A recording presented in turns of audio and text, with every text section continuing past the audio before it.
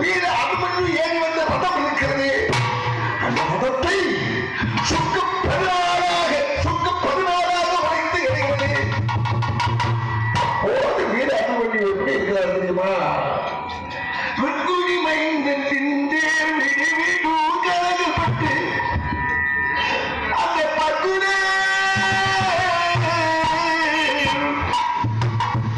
மைந்தத்தின் தரிகளும் பாடுபட்டு குதிரையை இழந்துட்டான், ரதத்தை இழந்துட்டான்.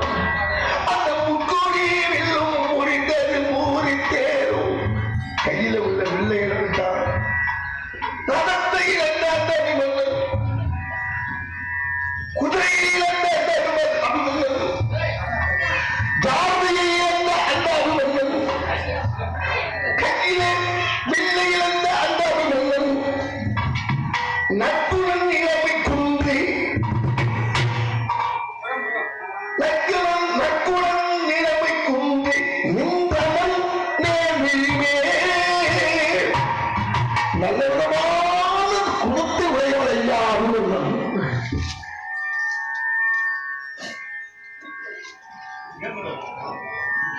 தேவோடு பறிவோடும் சிறைவோடும் சிறுவன் ரதத்தை குதிரையை ஜாதியை கையிலே இருந்த வில்லை பறிவட்ட அந்த வீர அபிமன்யு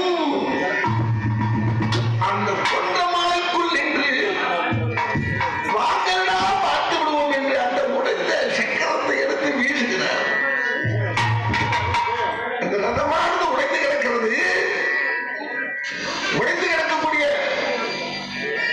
இடத்திலே கிடந்த அந்த தேர் சக்கரத்தை எடுத்துக்கிறோ வருகிறது. சக்கராயுதம் என நினைத்துக் கொள்ளுகிறதா என்று தன்னை எதிர்த்த அன்பர்களை எல்லாம் அந்த தேர் சக்கரத்தை தூக்கி வீசி அத்தனை பேரையும் சமாளிக்கிறார். இப்படியே விட்டுட்டா இவனை மிஞ்ச முடியாது போல இருக்கிறது. அப்படி என்று மீண்டும் சூழ்ச்சிகரமாக எப்படி அபிமன்யுடைய பின்புறமாக இருந்து அந்த கர்ணனானவன் எப்படி அபிமன்யு பின்புறமாக வந்து அபிமன்யு ரதத்தை உடைத்தாரோ, அபிமன்யு கையிலே இயக்கப்படுகிற வில்லை வெற்றினாரோ, அபிமன்யுடைய தேர்காரை எப்படி கொன்றாரோ, அபிமன்யுடைய குதிரைகளை எப்படி கொன்றாரோ, அதே போன்று துரோணரும் பின்புறமாக வருகிறார், அபிமன்யு பின்புறமாக. அப்போது வீர அபிமன்யு எந்த நிலையில் என்னமா இருக்கிறார்? வாழோடு வரிசையேந்தி மற்றொரு பயிற்சியிட்டு காளிகாதேவி கொடுத்த மந்திரவாள் சந்தன கலயத்தை எடுத்துக்கொண்டு வாங்கலா அப்படி என்று இந்த மாதிரி புரிந்து கொண்டிருக்கிறார் வீர அபிமன்யு.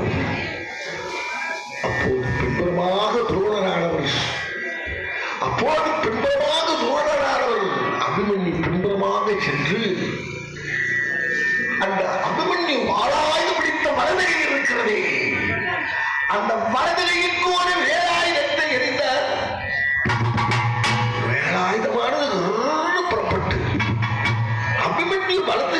அபிமன்யு வாளாயுதம் பிடித்த மனதில் இருக்கிறதே அந்த மனதிலையை தோலோடு வெட்டித் தள்ளுகிறார். துரோணருடைய கை பாலுமே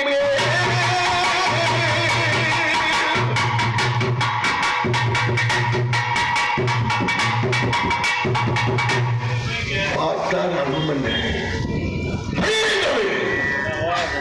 மலை போன்ற அவரது வலது கரமானது கீழே விழுந்து அந்த வலது கரத்தை தனது இடது கரத்தினாலே ஏந்தி அபிமன்யு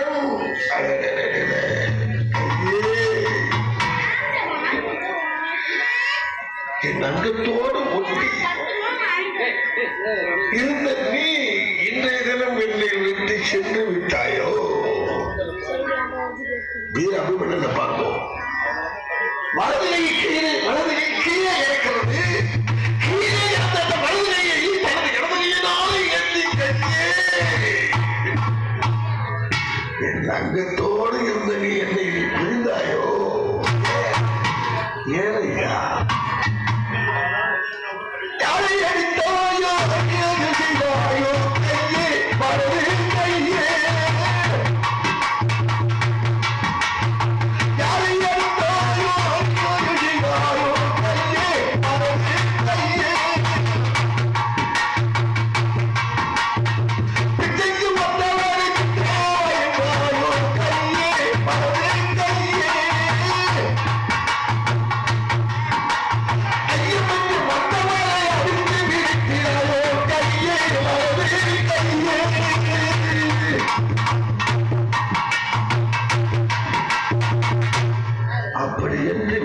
அபிமன்யுவானவன் அழுது புலப்பி அடிபட்ட வலது கையை தனது இடது இடத்தினாலே எத்தி தனது வலது துணையிலே வைத்துக் கொண்டு திரும்பினார்.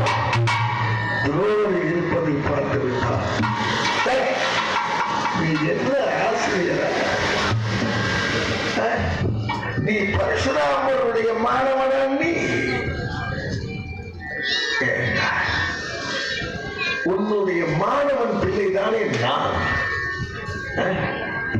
என்னை கொல்லுவதற்கு பின்புறமாக வந்து இப்படி என் வலதுகையை அறுத்து விட்டாயனா பாவி துரோணா. சரி, உன்னை கேட்கிறேன், எனது வலது கைக்கு போட்ட பாலத்தை என் கருத்துக்கு ஏண்டா நீ போடக்கூடாது?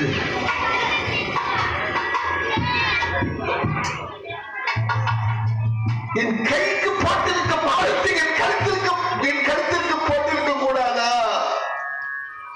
கையக்காடு கூறியதே கையை பத்தி பாவி